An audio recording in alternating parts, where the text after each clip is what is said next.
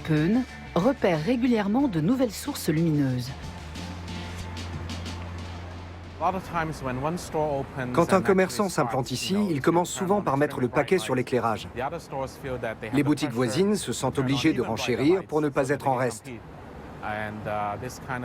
Ça produit un effet boule de neige. Et c'est toute la rue qui finit par être éclairée comme en plein jour. Mais pourquoi les éclairages artificiels sont-ils dommageables, surtout la nuit? Après tout, sans la lumière du soleil, il n'y aurait pas de vie sur Terre. La lumière permet la croissance des plantes. Elle est le moteur de la photosynthèse, indispensable à la production d'oxygène. Sans elle, pas d'air respirable. C'est encore la lumière qui détermine notre rythme circadien, ce cycle biologique de 24 heures qui cadence nos vies. Quand il fait jour, nous sommes actifs, concentrés, productifs. Lorsque l'obscurité prend le dessus, notre horloge interne change de tempo. L'organisme est fatigué. Il a alors besoin de se reposer et de se régénérer. Mais que se passe-t-il quand il fait jour en permanence? À Berlin, un projet transdisciplinaire a vu le jour à l'initiative de plusieurs chercheurs, Verlust der Nacht, littéralement la disparition de la nuit. Les éclairages urbains à la pointe de la technologie rallongent les journées et rendent les nuits toujours plus claires. Le biologiste Franz Hölker étudie les conséquences de ce phénomène avec des médecins, des ingénieurs, des physiciens et des astronomes. Pendant des millions d'années, nous nous sommes habitués à l'alternance du jour et de la nuit. Toute la vie sur notre planète a suivi ce schéma. Nous voulons déterminer à partir de quel seuil les éclairages artificiels nocturnes se muent en nuisance. À partir de quand la lumière a des effets délétères sur nous, sur notre sommeil et notre santé, mais aussi sur certaines espèces animales présentes en milieu urbain, comme les insectes, les oiseaux ou les chauves-souris. Pour apprécier la quantité de lumière émise vers le ciel par les villes, il faut prendre de la hauteur. Le Canadien Christopher Kaiba, physicien, réalise depuis 5 ans des vues aériennes des lumières de Berlin.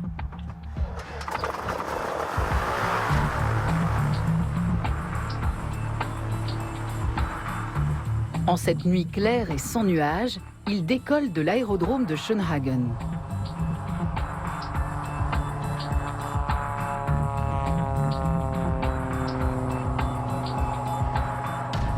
Un appareil spécialisé lui permet de photographier toutes les sources de lumière en vue d'évaluer leur intensité. Lampadaires, immeubles ou zones industrielles.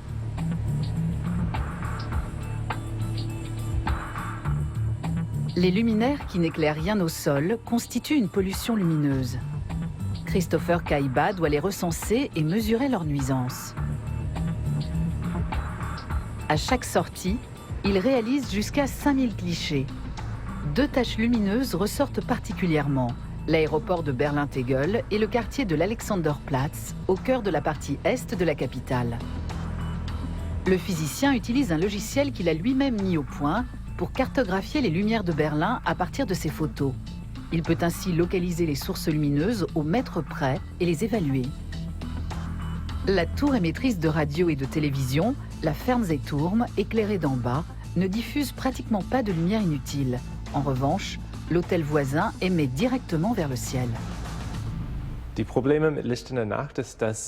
Les éclairages nocturnes sont employés à mauvais escient. C'est tout le problème.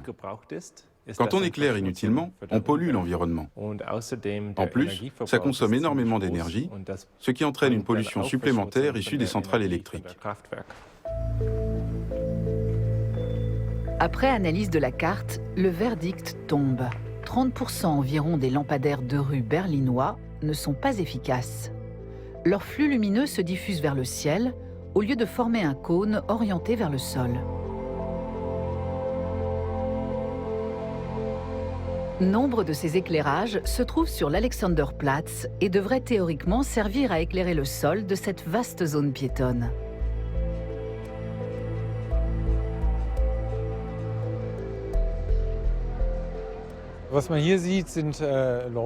On voit que ces luminaires n'éclairent pas vers le bas, là où les passants en auraient besoin.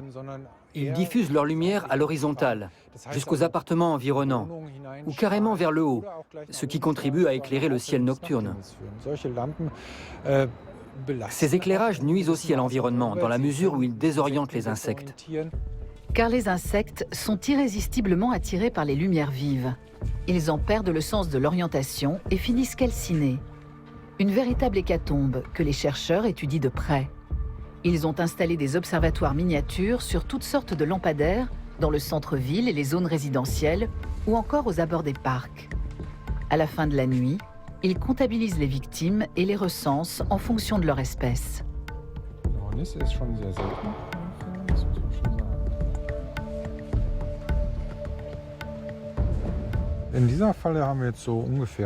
Nous avons environ 150 insectes dans ce récipient. Ça n'a l'air de rien, mais faisons le calcul. Il y a 8 millions de lampadaires en Allemagne. À multiplier par 150, ça veut dire que plus d'1 milliard d'insectes se retrouvent désorientés par les éclairages publics chaque nuit. Beaucoup y perdent la vie. Et certains prédateurs en profitent, comme les araignées. Ça dérègle la chaîne alimentaire. Ces lampadaires attirent les insectes des biotopes voisins de façon définitive, de sorte que les oiseaux, poissons et amphibiens insectivores finissent par manquer de nourriture. Et ce n'est pas tout. De nombreux papillons de nuit profitent normalement de l'obscurité pour polliniser les arbres fruitiers et forestiers afin d'assurer leur propre reproduction. Lorsqu'ils s'égarent dans la lumière artificielle, leur mission biologique tourne court.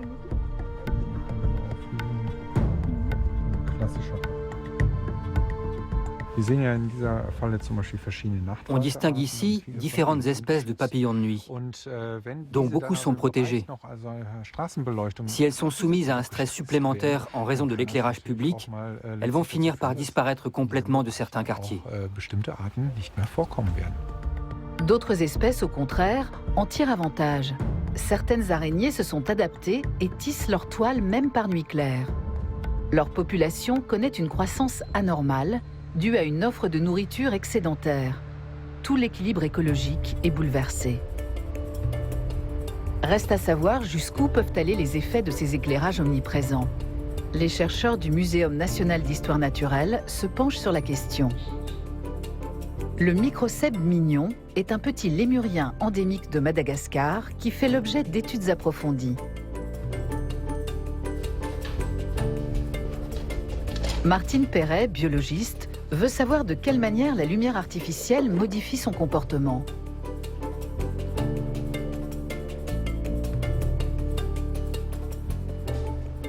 Le petit primate est nocturne et il est très sensible à la lumière. Donc c'est un modèle très valable pour étudier l'effet de la pollution lumineuse sur les petits mammifères nocturnes. Jusqu'à présent, l'étude de la pollution lumineuse, c'est surtout sur des populations. On compte le nombre d'individus, leur déplacement, mais on ne connaît pas leur réponse physiologique individuelle. Voilà, c'est pour ça que le microcèbe est un bon modèle pour étudier les effets comportementaux et physiologiques de la pollution lumineuse. Pour les besoins de l'essai, 12 microcèbes mignons sont placés dans des boxes individuelles. Ils sont exposés à 2 diodes. La première simule un clair de lune de 0,3 lux. La seconde reproduit la luminosité et la température de couleur orangée d'un lampadaire français standard et éclaire à 50 lux.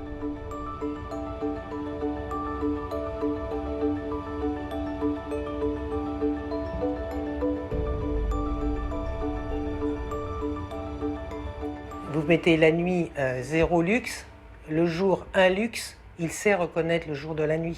Son horloge est entraînée.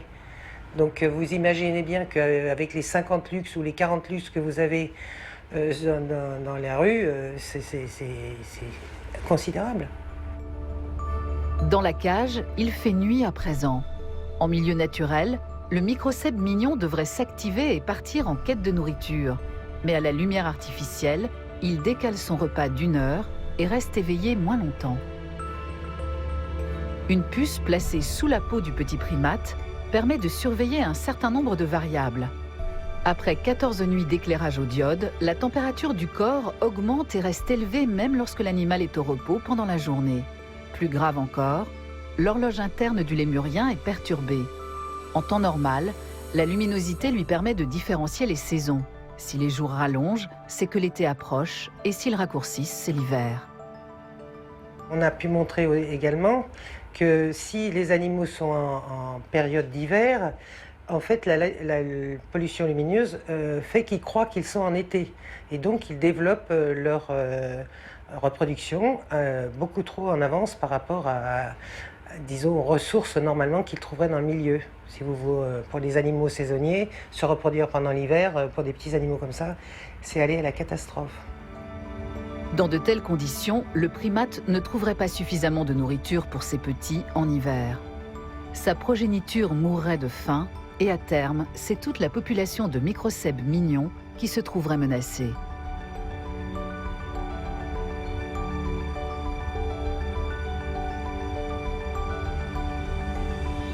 Et chez l'homme, quelle est l'incidence de l'éclairage artificiel sur notre organisme? Sur les 60 dernières années, la population de Hong Kong a plus que triplé.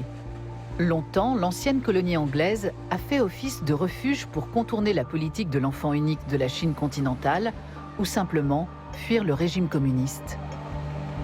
Hong Kong est aujourd'hui l'un des territoires les plus densément peuplés au monde. Jason Peun déplore depuis longtemps la multiplication effrénée des lumières artificielles aux abords des immeubles d'habitation. Hong Kong présente une très forte densité de population, avec un enchevêtrement assez unique de zones résidentielles et de quartiers commerçants. Il est plutôt effrayant de se dire qu'il y a des gens qui habitent juste au-dessus ou juste à côté de ces panneaux publicitaires. Ils subissent l'éclairage agressif de leur propre immeuble, celui du bâtiment d'en face, et encore celui qui vient de la rue, avec les panneaux illuminés.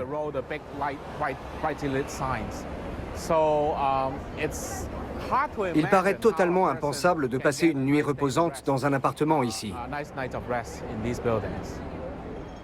Causeway Bay est le quartier marchand de la métropole. Magasins et centres commerciaux y sont ouverts 7 jours sur 7 jusqu'à minuit. 10 mètres à peine séparent souvent les gigantesques panneaux LED des appartements.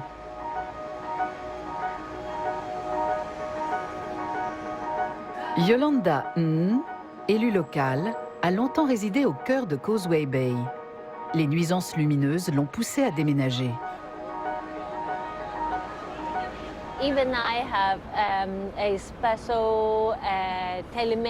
J'avais fait faire des rideaux occultants sur mesure pour mes fenêtres. Mais même avec ces rideaux, la lumière pénétrait à l'intérieur. Ça me compliquait vraiment la vie au moment d'aller dormir. Je n'arrivais pas à trouver le sommeil. J'étais prise de maux de tête dès que je me tenais dans le salon. J'avais beau éteindre les lumières dans la pièce, ce sentiment permanent était très pénible. Mes migraines ne faisaient qu'empirer quand j'étais dans cet appartement. À la suite des plaintes réitérées des riverains, le gouvernement a mis en place un groupe de travail sur la question en 2011. Mais celui-ci s'est contenté d'élaborer des lignes directrices qui n'ont jamais eu valeur de loi.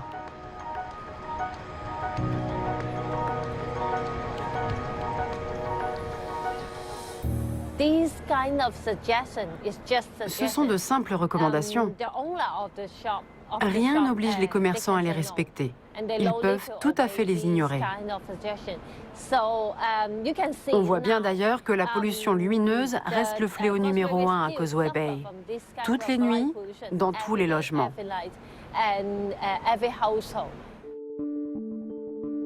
Dans quelle mesure ce trop-plein de luminosité nocturne est-il nuisible à l'organisme humain?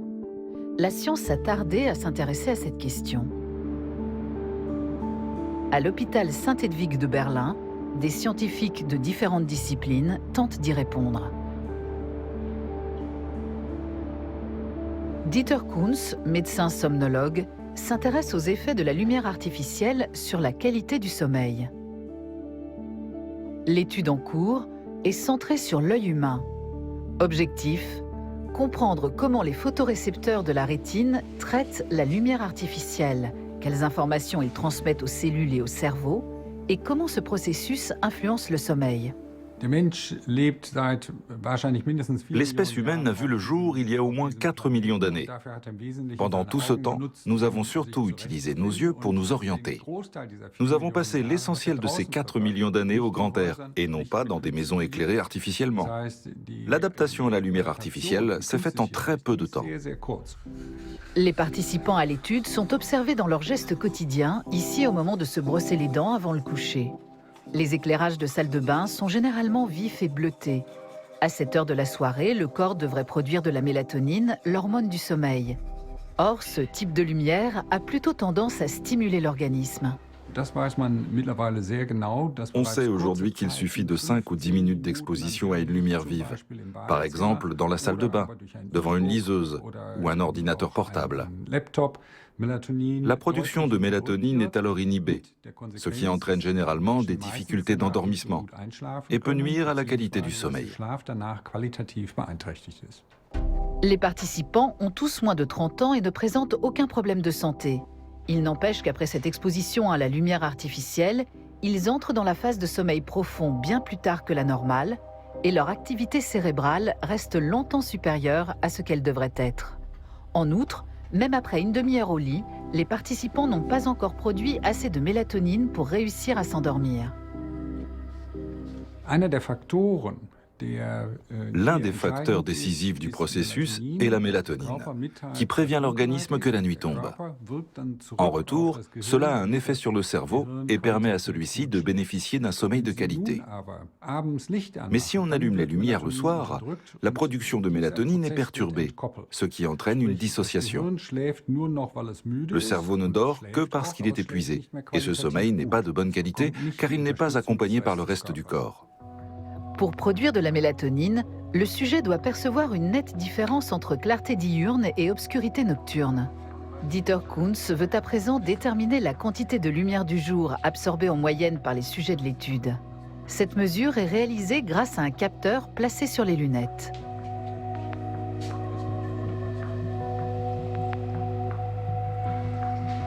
Le résultat est surprenant. Les participants sont pour la plupart des étudiants qui passent la majeure partie de leur journée dans des pièces mal éclairées où la luminosité ne dépasse pas quelques centaines de lux. Par comparaison, en extérieur par ciel couvert, le soleil émet au moins 3000 lux. Le plus grave, c'est sans doute de ne pas être exposé à la bonne lumière au bon moment de la journée. Notre étude indique que nous sommes beaucoup à vivre dans une sorte d'obscurité biologique, et c'est sans doute un important facteur de maladie. La plupart des actifs passent quotidiennement plus de 8 heures dans un bureau, souvent dans la pénombre, loin de toute fenêtre. Entre le manque d'exposition à la lumière du jour et l'omniprésence des éclairages artificiels le soir, le cerveau est privé de ses repères, baigné dans un clair-obscur permanent. C'est l'horloge interne qui se trouve perturbée. Or, ce mécanisme est capital, comme l'indiquent les données recueillies dans l'étude. Plus le participant a emmagasiné de lumière naturelle dès le matin, plus son sommeil sera paisible et réparateur. Nos recherches nous renseignent au moins sur un élément essentiel. On sait maintenant que l'éclairage est particulièrement crucial pour nous entre le matin et la mi-journée. Pendant ces heures, il nous faut une lumière claire, un peu bleutée. Grâce à elle, on est non seulement mieux réveillé et plus productif pendant la matinée, mais encore alerte et en forme le soir. Les perturbations induites par un éclairage inadapté en soirée sont moins fortes quand on a été exposé à une lumière correctement dosée toute la journée. On dort mieux et l'effet bénéfique perdure même jusqu'au lendemain.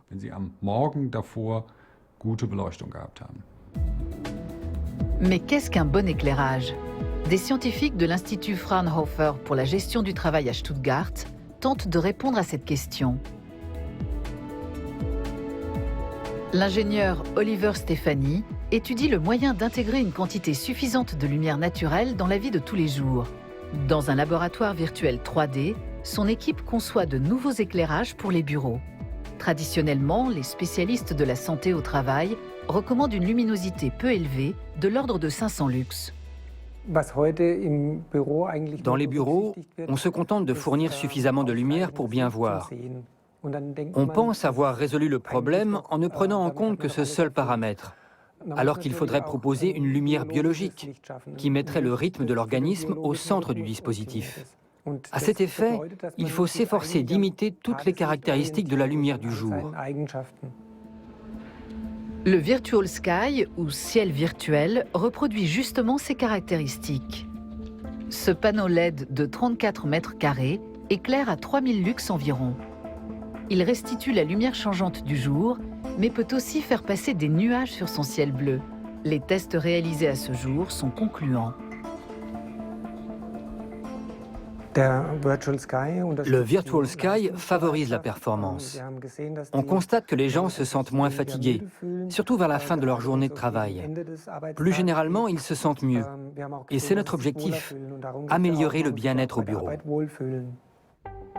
Le logiciel du ciel virtuel peut générer différents spectres de couleurs et varier le degré de clarté selon les besoins.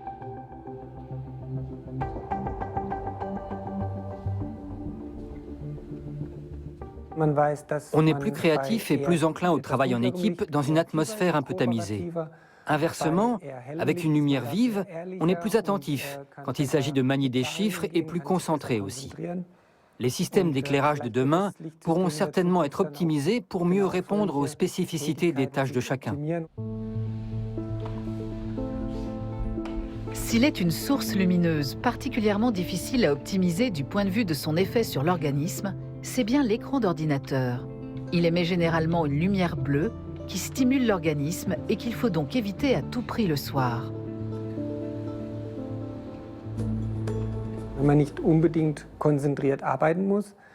Quand on n'a pas besoin d'être concentré sur un fichier, mieux vaut ne pas trop utiliser son écran et surtout le régler sur une luminosité modérée. Il faut également faire attention à la température de couleur et réduire autant que possible la part de lumière bleue. Cette composante, qui est particulièrement élevée sur les écrans LED et OLED, peut retarder le sommeil d'1 heure le soir.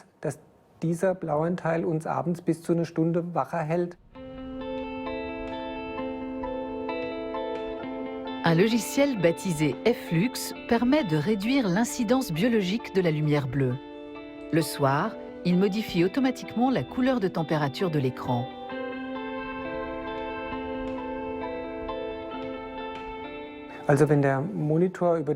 Quand le logiciel supprime la part de lumière bleue de l'écran, celui-ci prend une teinte beaucoup plus chaude et orangée, qui est moins excitante pour le cerveau. On est alors plus proche de la lecture d'un livre à la lumière d'une bougie. Les ingénieurs de l'Institut Fraunhofer travaillent à de nouveaux types d'éclairage pour les écrans.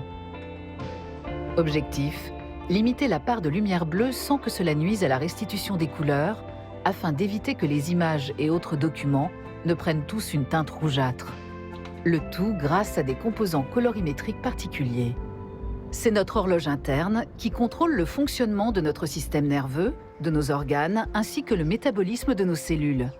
Chez les personnes en bonne santé, ce mécanisme se dérègle facilement. Chez les sujets atteints de pathologie, il est encore plus fragile. À l'hôpital de la Charité de Berlin, un projet unique au monde a vu le jour sur ce thème. Dans les chambres de cette unité de soins intensifs innovante, 15 000 diodes électroluminescentes reproduisent en temps réel le lever et le coucher du soleil, simulant ainsi l'alternance naturelle du jour et de la nuit. Le docteur Alaoui Lutz accompagne ce projet pilote. Un logiciel lui permet de synchroniser le ciel artificiel surplombant ses patients avec la météo locale.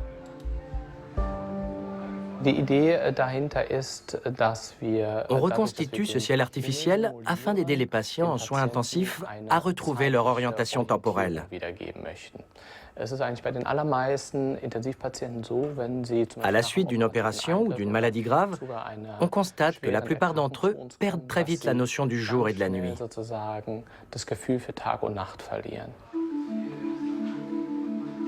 Si on pensait autrefois que le sommeil prolongé contribuait au bon rétablissement des patients, on sait aujourd'hui que certains processus de guérison essentiels ne s'activent qu'en état d'éveil. Il est donc important que les patients ne somnolent pas toute la journée et que leur organisme ne produise pas trop de mélatonine. Le ciel artificiel peut éclairer jusqu'à une intensité de 20 000 lux, ce qui correspond à la lumière du soleil par temps clair.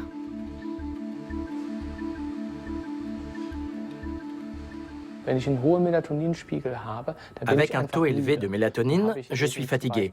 Je n'ai pas envie d'ouvrir les yeux ni de participer à des exercices de mobilité ou d'entraînement cognitif.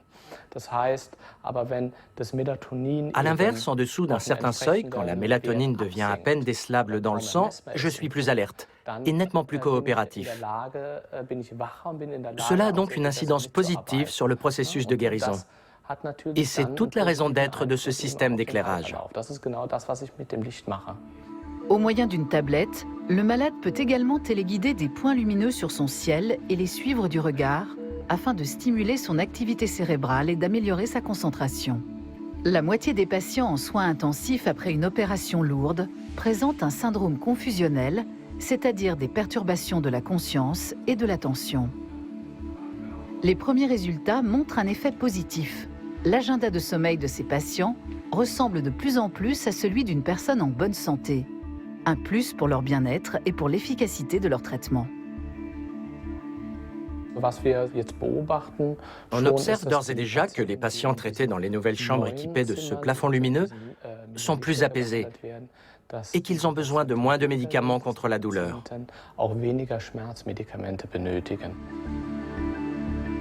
Les plafonds composés de LED peuvent aussi reproduire le vert des feuilles d'arbres. Selon certaines études, la vision de cette végétation virtuelle soulagerait elle aussi la souffrance des personnes hospitalisées. Notre planète compte déjà près de 7,5 milliards d'habitants et devrait atteindre 8,5 milliards à l'horizon 2030.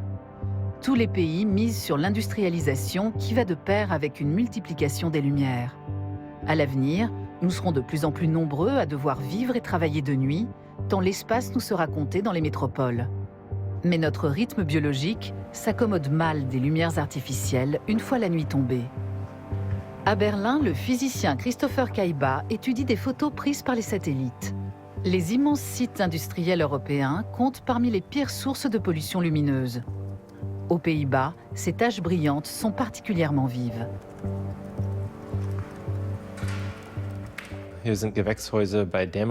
Cette photo nous montre des serres au crépuscule. On voit ici une énorme surface très claire qui émet vers le haut. Lorsqu'on se trouve au sol et qu'on regarde dans cette direction, on voit que le ciel est tout illuminé par temps couvert.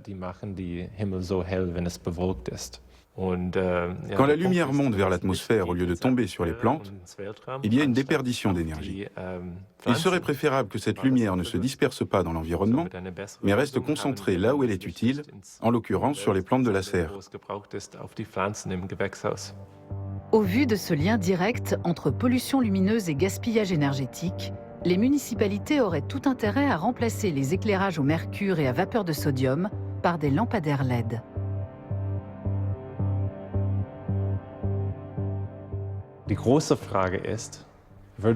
Reste à savoir si nous allons effectivement économiser de l'énergie ou au contraire éclairer encore plus. Au cours des siècles passés, chaque fois qu'on a découvert un éclairage plus efficace, on en a profité pour utiliser plus de lumière. Avec son million d'habitants, la ville de Cologne est une grande consommatrice de lumière. Mais il faut s'éloigner un peu de l'agglomération pour constater jusqu'où émettent ces éclairages.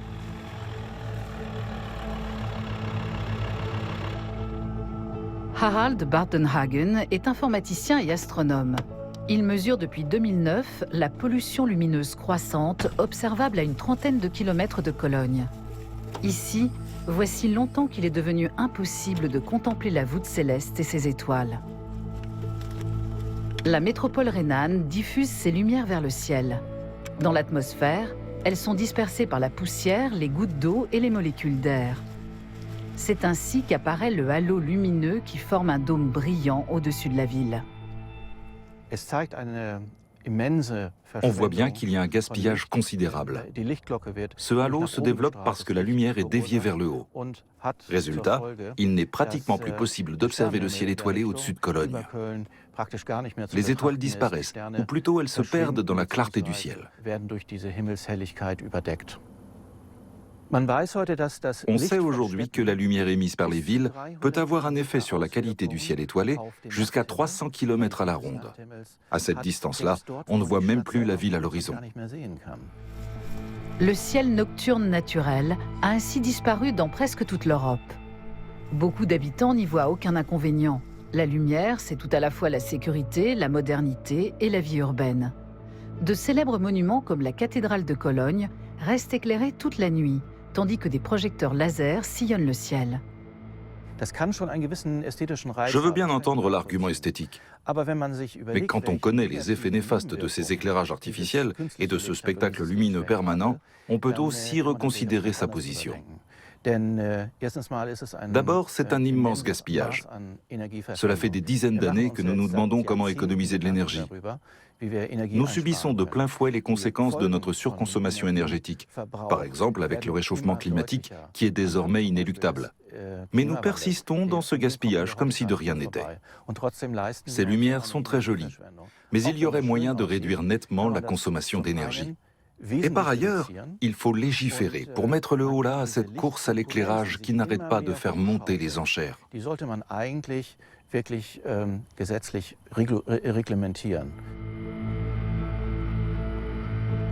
Ce type de loi n'existe pas encore en Allemagne. Les bâtiments publics éteignent généralement leur éclairage après minuit. Mais les sites industriels où les machines ne s'arrêtent jamais consomment de l'énergie en permanence et diffusent leur lumière toute la nuit vers le ciel.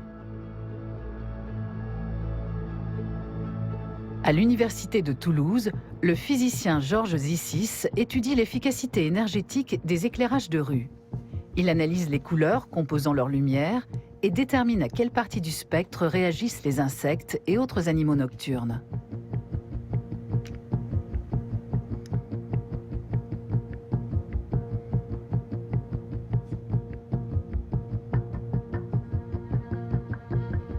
Grâce à ses travaux, il aide les municipalités à améliorer l'éclairage des espaces publics. Dans son laboratoire, il mesure également le rayonnement des lampadaires de rue. Le résultat est alarmant. De nombreux éclairages sont inefficaces car ils émettent latéralement ou vers le haut. En outre, une grande quantité d'énergie est gaspillée, faute de technologies récentes.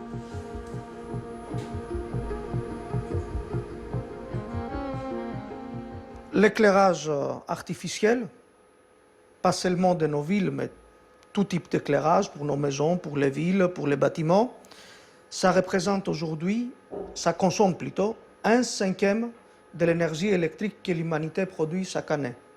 Cette quantité-là correspond à peu près à 3 000 milliards de fers à repasser qui fonctionnent pendant 1 heure sur notre planète.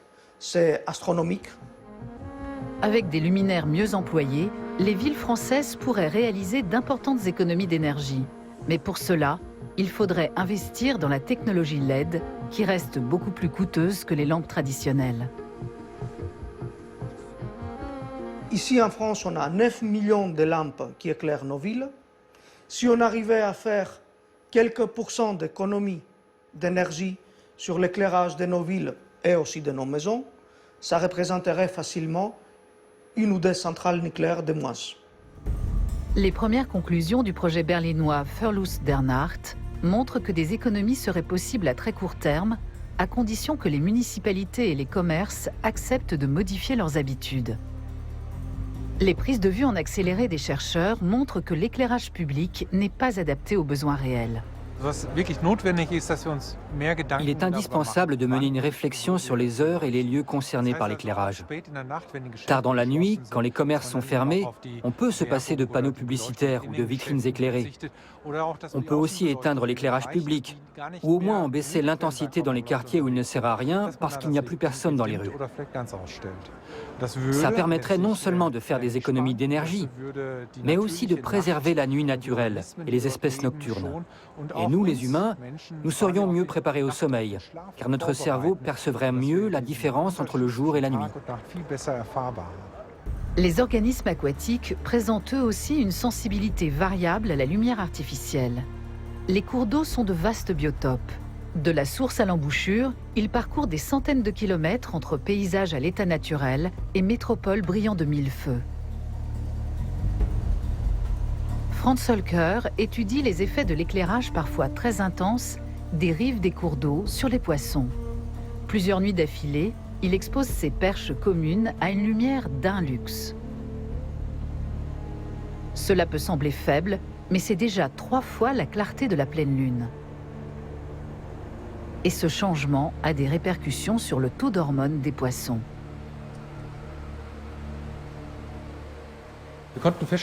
Il s'avère que même une petite quantité de lumière suffit à entraver la production de mélatonine. L'hormone du sommeil, qui informe toutes les cellules du corps de l'arrivée de la nuit et de la nécessité de se reposer, n'est plus produite en quantité suffisante. De plus, les poissons ne perçoivent plus correctement la succession du jour et de la nuit. La perche commune est un poisson diurne que l'on trouve partout en Europe. L'éclairage intensif de nuit dans les grandes agglomérations bouleverse son quotidien.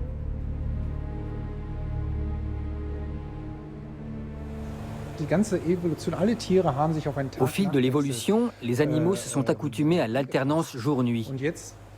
Et voilà qu'apparaît un nouveau facteur de perturbation, auxquels ils ne sont pas tous en mesure de s'adapter. Pour quelques espèces, ça ne posera aucun problème. Parmi les insectes ou les autres organismes, il y en aura certainement qui s'habitueront à l'éclairage nocturne des zones urbaines. Mais il y aura aussi des perdants. Les mesures réalisées par les scientifiques sont formelles. À 1 mètre sous l'eau, les lumières provenant des rives ou des ponts peuvent encore atteindre 5 à 10 lux. Et les poissons ne sont pas tous égaux devant ce phénomène.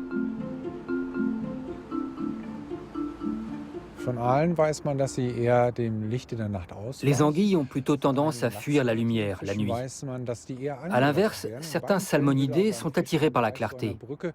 Dans les deux cas, le poisson a tendance à s'attarder sous le pont ou à proximité avant de reprendre son chemin. Il perd ainsi du temps et de l'énergie. Ce retard peut être à l'origine d'un décalage entre l'arrivée des mâles et des femelles sur les sites de reproduction. S'ils ne s'y retrouvent pas au même moment, c'est un facteur de stress environnemental supplémentaire qui risque de mettre en péril certaines populations de poissons. Ingénieurs, biologistes, médecins et concepteurs d'éclairage du monde entier s'efforcent de réduire les effets délétères de ce flot de lumière nocturne sur les animaux et sur l'homme.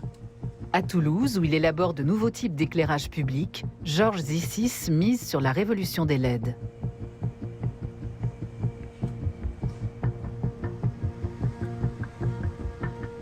Une lampe pour l'éclairage extérieur doit avoir une lumière blanche, puisque les citoyens l'aiment, plutôt une lumière blanche chaude, avec une capacité de gradation, c'est-à-dire pouvoir changer la quantité de lumière aussi rapidement que possible et à volonté. Les LED peuvent le faire. Les LED sont pleins de ressources, mais on ignore encore dans le détail quelles teintes de lumière sont les moins nuisibles pour les insectes, car chaque espèce réagit différemment. Chez l'humain, en revanche, la cause est entendue. La lumière bleue perturbe le sommeil. On demande à une lampe d'éclairage public de produire une bonne lumière qui ne perturbe pas les rythmes circadiens de l'homme, si possible, qui crée une ambiance dans la ville, donc qui ne déforme pas les couleurs. Mais on lui demande aussi de vivre aussi longtemps que possible. Les LED aujourd'hui, la nouvelle technologie, si elles sont bien assemblées et si elles sont de bonne qualité, peuvent vivre jusqu'à 10 ans. Toutefois, les fabricants de LED ne peuvent ou ne veulent pas fournir d'indications précises sur la durée de vie de leurs lampes. Des simulations permettent d'en tester la longévité, un critère décisif pour les planificateurs d'éclairage.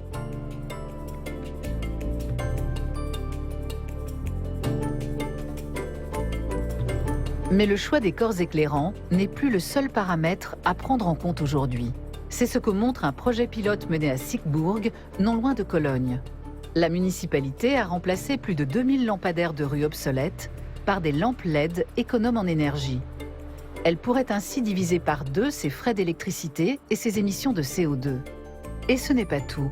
L'éclairage public de cette ville de 40 000 habitants est désormais piloté grâce à un logiciel spécialisé. Les heures d'allumage et d'extinction, l'intensité de la lumière ou les opérations de maintenance font l'objet d'une gestion intelligente à distance. La lumière n'est donc allumée que lorsqu'elle est vraiment indispensable. En fonction de la saison et de l'heure de coucher du soleil, l'intensité de chaque luminaire peut être modulée pour s'adapter aux besoins. Et les spécialistes de l'éclairage voient encore plus loin. L'éclairage intelligent, c'est-à-dire l'éclairage qui va être utilisé le moment où on en a besoin et comme il nous faut.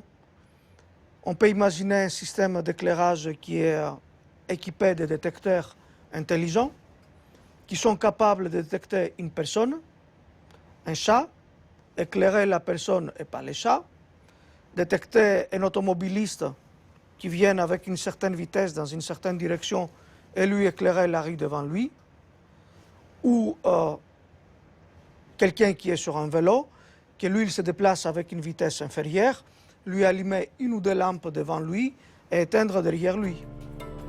Les systèmes d'éclairage intelligent peuvent amener une réduction considérable de la consommation d'énergie dans le monde entier. Encore faut-il accepter de changer notre mode de vie.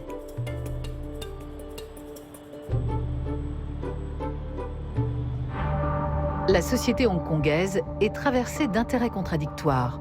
Connus des touristes du monde entier, les gratte-ciel éclairés à grands frais sont la vitrine de la métropole. Chaque année ou presque, ce balai lumineux s'enrichit de nouveaux éléments. Jason Peun a suivi le développement de l'éclairage dans toute l'agglomération au moyen de 18 stations de mesure. La quasi-totalité de ces capteurs révèle des niveaux de luminosité bien trop élevés. L'astronome plaide donc pour une réduction, mais il se heurte à la mauvaise volonté des élus et des acteurs du tourisme.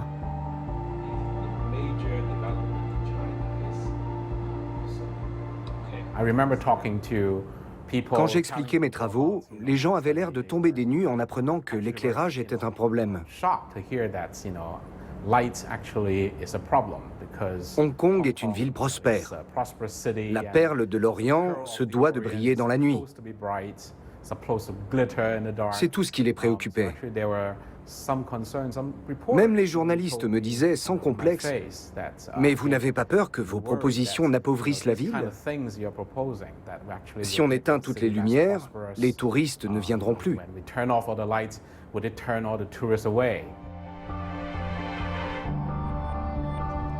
Chaque année, quelques 50 millions de touristes visitent la région administrative spéciale de Hong Kong. Une manne pour les tours opérateurs, les hôtels et les commerçants, mais aussi une source de recettes fiscales pour la ville.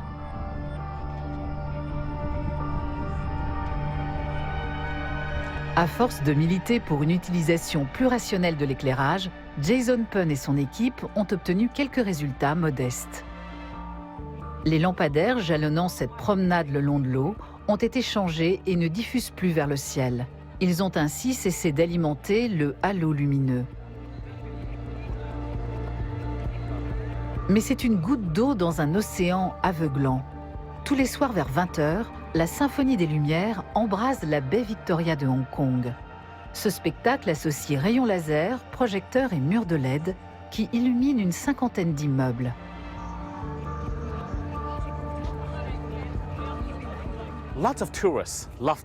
Beaucoup de touristes apprécient ces lumières.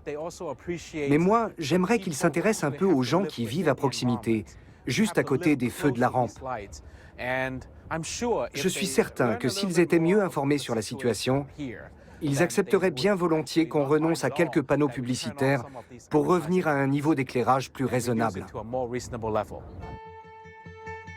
De nos jours, les habitants des pays industrialisés n'ont pratiquement plus accès au ciel étoilé, noyé dans un trop-plein de lumière.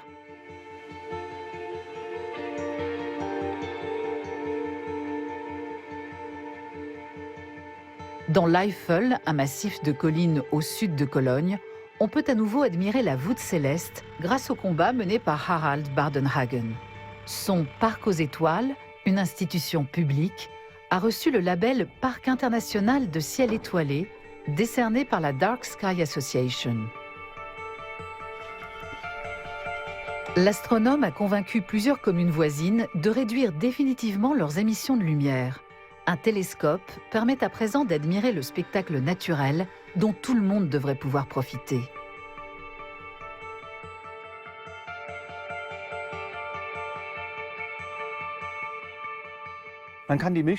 Ici, on peut observer la Voie lactée, cette bande blanchâtre dans le ciel nocturne.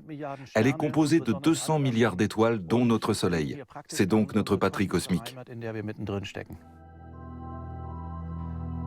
Une enquête menée en 2002 a montré que 33% des Allemands n'avaient jamais eu l'occasion de contempler la Voie lactée. La proportion s'élevait à 44% chez les moins de 30 ans. Une motivation supplémentaire pour Harald Bardenhagen.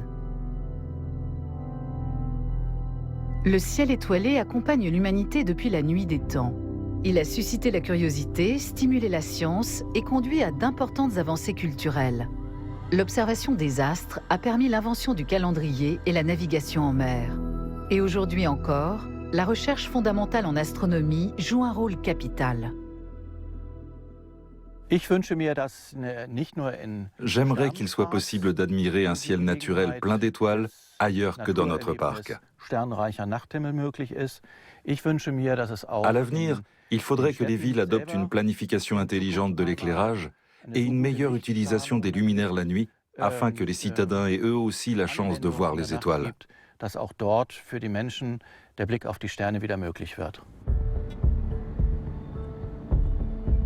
Car nous venons de la nuit. C'est dans cette obscurité originelle que notre histoire a commencé.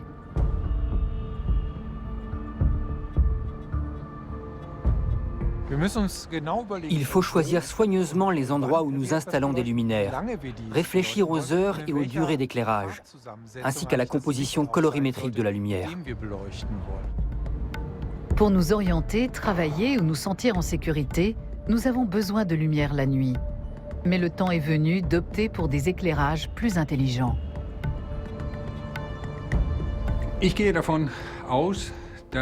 Je crois que nous sommes à la veille d'une révolution lumineuse. Elle va améliorer notre quotidien et par là même le rendre plus sain. Nous aurons ainsi contribué à une meilleure santé de l'humanité. Il n'est bien sûr nullement question de plonger toutes les villes dans une obscurité totale, simplement de mettre fin à la pollution lumineuse. J'espère sincèrement que nous parviendrons à récupérer notre ciel étoilé à la prochaine génération, car il fait partie du patrimoine commun de l'humanité. Et bien souvent, nul besoin de lumière pour faire des choix éclairés.